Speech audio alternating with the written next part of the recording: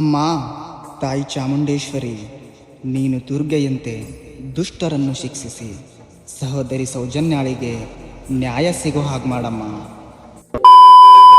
ನಮಸ್ಕಾರ ರೀ ಎಲ್ಲ ನಮ್ಮ ಕರ್ನಾಟಕ ಮಂದಿಗೆ. ಇವತ್ತು ನಾವು ಮೈಸೂರಿನ ಅಧಿದೇವತೆ ಮಹಿಷಾಸುರ ಮರ್ದಿನಿ ದುಷ್ಟರನ್ನು ಸಂಹಾರ ಮಾಡಿದ ತಾಯಿ ಹತ್ರ ಸಹೋದರಿ ಸೌಜನ್ಯಾಗೆ ನ್ಯಾಯ ಸಿಗ್ಲಿ ಅಂತ ಪ್ರಾರ್ಥನೆ ಮಾಡ್ಕೊಳಕ್ ಹೋಗ್ತಿದೀವ್ರಿ.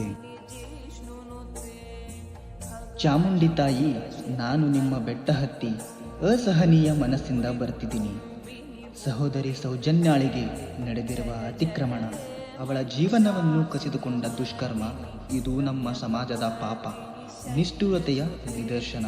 12 ವರ್ಷಗಳಾದರೂ ನ್ಯಾಯ ಇಲ್ಲ, ತನಿಖಾ ತಪ್ಪುಗಳು, ಸಾಕ್ಷಿನಾಶ, ಇದರ ಹಿಂದೆ ಯಾರ ಕೈವಾಡ ಇದೆ ಅನ್ನೋದು ಗೊತ್ತಿಲ್ಲ. ತಾಯಿ, ನೀನು ದುರ್ಗೆಯಂತೆ ದುಷ್ಟನಿಗೆ ಶಕ್ತಿಯಾಗಿ ಹೊಡೆದು ಪವಿತ್ರಳಾಗಿದ್ದೀಯ. ಇಂದು ಆ ದುರ್ಗಾದೇವಿ ರೂಪದಲ್ಲಿ ಈ ದುಷ್ಟರನ್ನು ಕೂಡ ಶಿಕ್ಷೆ ಮಾಡೋ ಕಾಲ ಬಂತು. ಅವರ ಮೇಲೆ ದೇವದಂಡ ಬೀಳಲಿ, ನ್ಯಾಯ ತಕ್ಷಣ ದೊರಕಲಿ. ಸಹೋದರಿ ಸೌಜನ್ಯಾಳ ಆತ್ಮ ನಿತ್ಯ ಶಾಂತವಾಗಿರಲಿ. ಅವಳಿಗೆ ನ್ಯಾಯ ಸಿಕ್ಕಾಗ ಮಾತ್ರ ಅವಳ ಆತ್ಮ ನಿಗೂಢವಾಗಿರುತ್ತದೆ. ಆಕೆಯ ಪೋಷಕರ ದುಃಖ ನೀನೇ ದೂರ ಮಾಡು ತಾಯಿ.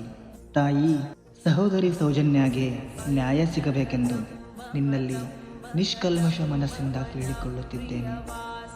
ಅನುಗ್ರಹಿಸಿ, ಕರುಣೆ ತೋರು.